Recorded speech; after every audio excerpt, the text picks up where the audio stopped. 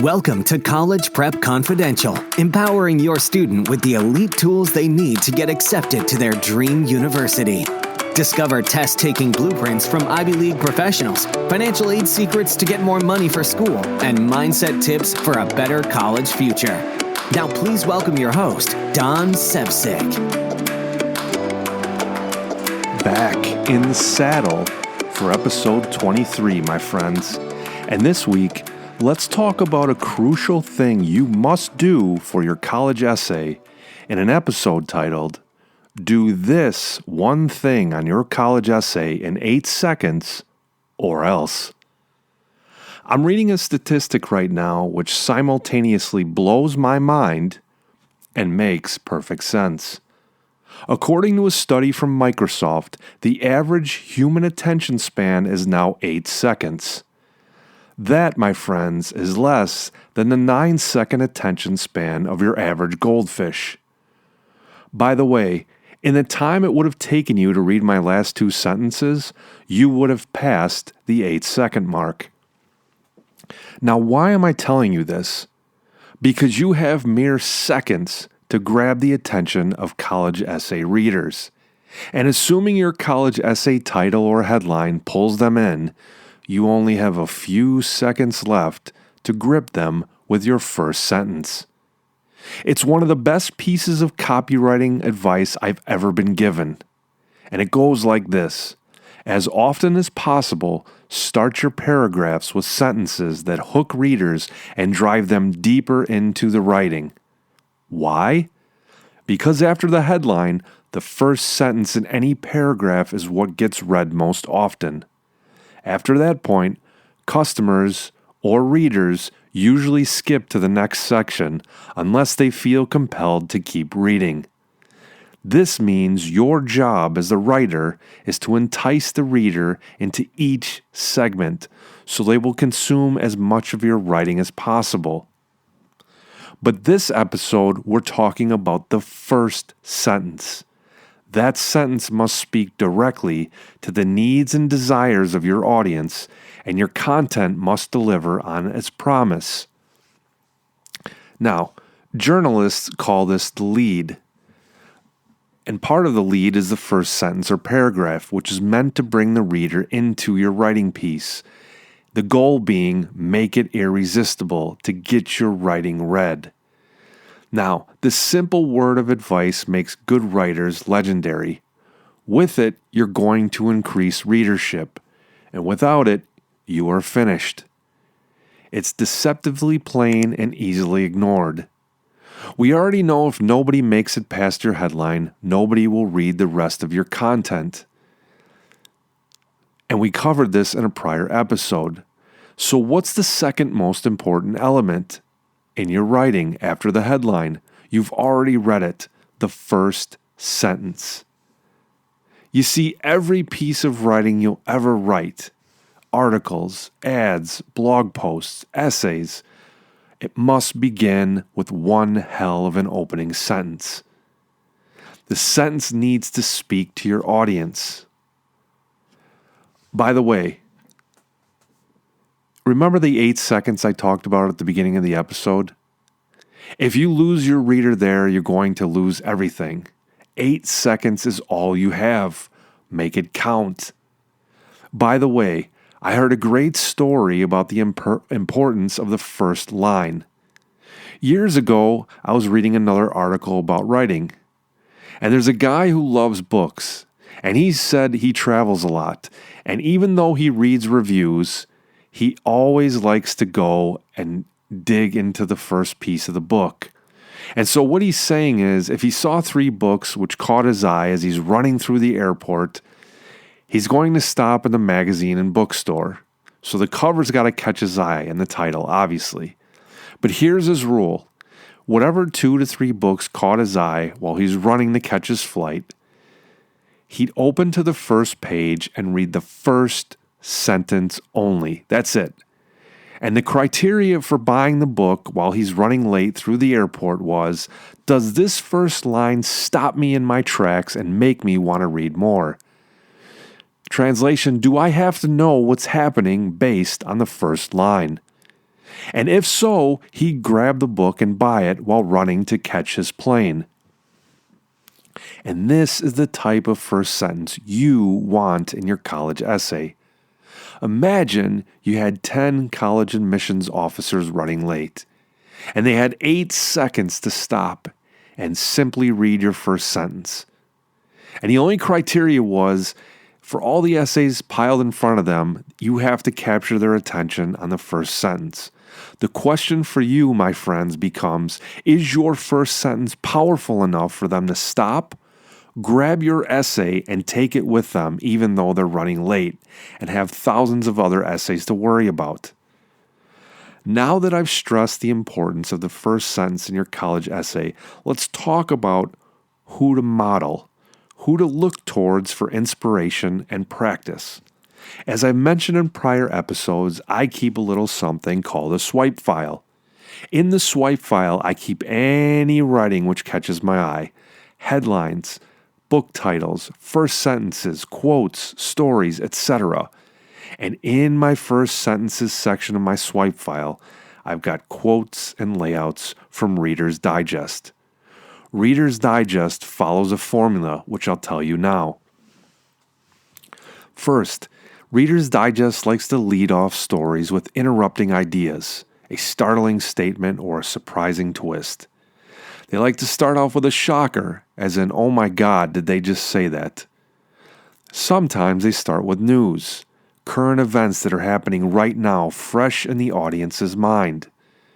They'll do a preview, a teaser of what's to come. Sometimes they start with a quote. And finally, they'll lead with a story. It's important for you to study Reader's Digest because they've been doing this for years and they're one of the best in the game at it. They understand if somebody is thumbing through the book or an issue, the first sentence has to capture their attention because if they don't, they lose them forever. Now let's walk through a couple of Reader's Digest examples that grab me by the eyeballs, and I want to give them to you so you understand who to model when you're practicing and getting better at first sentences. Here's the first one.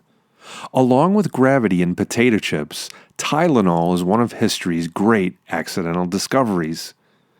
Now, here's what I love about this. Why is this sentence so addictive?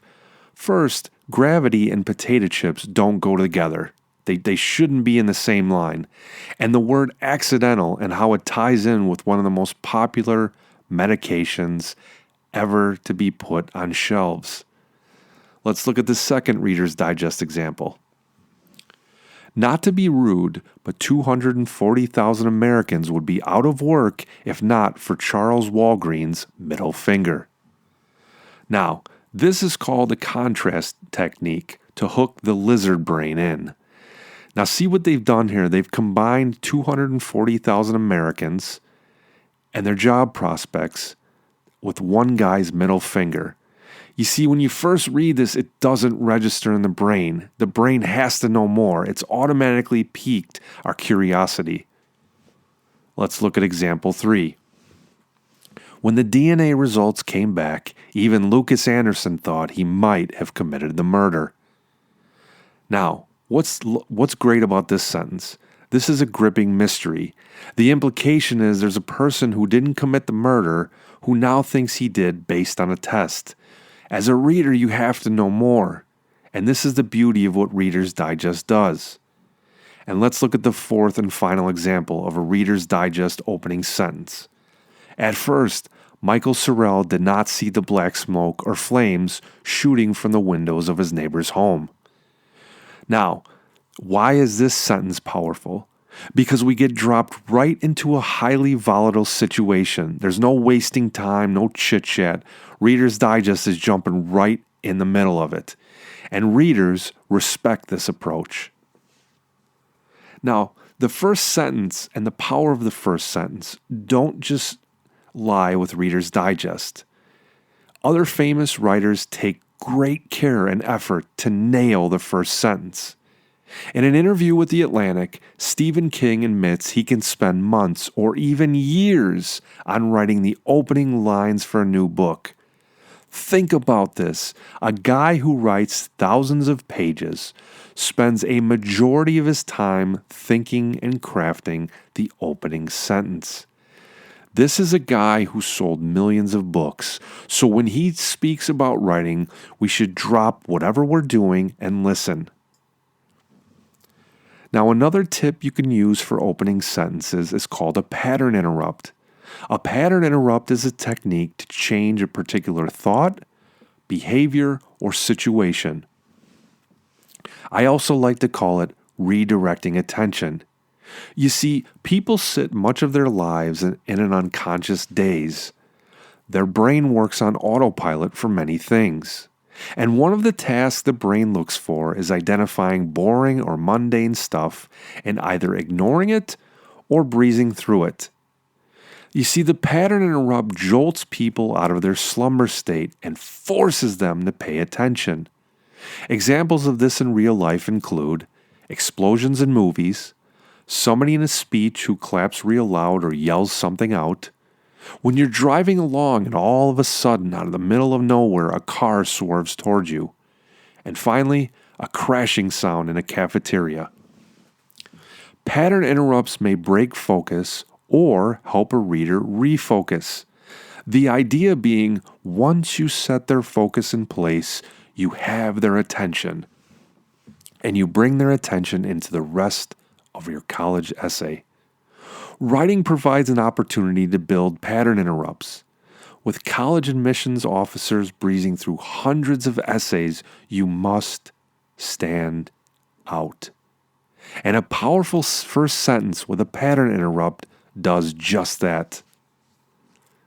Now here's another tip for your first sentence. Start with a big idea. Another name you may have heard for the big idea is called the hook. The hook is so aptly named because it pulls you in. You must hook the reader to keep their interest going. In a prior episode, I talked about the title or headline of your essay. And the goal of the title or headline is to pull the college admissions officers right into your first sentence. For this episode, once they're at the first sentence, the goal of the first sentence is to pull them into your second sentence, and so on. Now, let's look at a couple examples. There's an old Volkswagen advertisement with a picture of a VW Beetle, and the first sentence of the ad simply says, lemon. Now, it's not what you'd expect when you see a car ad. Your lizard brain detects a contrast and sends it up to the higher brain levels to analyze. What is the ultimate goal of a first sentence, by the way? You want to make it easier for the reader to continue reading than throw away your piece. I'm going to repeat that because it's probably the most powerful lesson in this episode. You want to make it easier for the reader to continue reading than it is to throw away your piece. This is the effect you want. You want the brain captivated and locked into what you're going to say next. The first sentence should mesmerize the reader and make them crave your next sentence. Here's another piece to make sure you've got a captivating first sentence. A powerful first sentence gets your reader engaged immediately. In journalism, they have an expression, and it's called don't bury the lead. The lead is the impact or noteworthy item of the story. When you bury the lead, it means you begin a story with mundane details to the reader while postponing the more essential points or facts. Here's a simple test to see if you're burying the lead in your college essay. If you were to cut the first paragraph out and lead your college essay with the second paragraph, would the story start off with a bang? Or, translation, would your story be more interesting if you led with the second paragraph and eliminated or reordered the first? What about cutting the first two paragraphs and leading with the third? And so on. Your job as a writer is to lead with something impactful, a fact, a shocker, a big idea, a quote, something of vital importance, something that grabs attention and drags the reader buy the shirt collar right into your story and keeps them reading. By the way, a powerful first sentence is not limited to your college essays. In prior episodes, I've talked about college admissions officers viewing LinkedIn profiles of college candidates. LinkedIn gives you the opportunity to write blogs and content, and just like the college essay, these blogs and posts give you a chance to get more eyeballs on your profile, more eyeballs from colleges, and it all starts with a powerful first sentence. Now, we've covered a lot in this episode, and I know writing is tough. And even harder is crafting a first sentence which demands to be read. So I've got a special offer for you today. I've written a few books, blog posts, and other articles for over 20 years. So here's today's offer for podcast listeners only. I will give a brief review for your college essay, the headline, the first sentence, and the overall structure. And if you want to take advantage of this offer, what you do is you call 1-800-234-2933. That's 1-800-234-2933. Leave your contact information with my assistant and mention the college essay review offer, and I will provide a brief college essay review. The college essay gives you another chance to shine with colleges, so if you're interested, take advantage of this offer. By the way, I have limited spots for the week. One more time, that number is 1-800-234-2933. Thank you for listening, and I will see you next week. That's all for this episode of College Prep Confidential. To discover how to give your student a better future by increasing financial aid, improving test scores, and reducing stress, visit our website at cpcshow.com. That's cpcshow.com.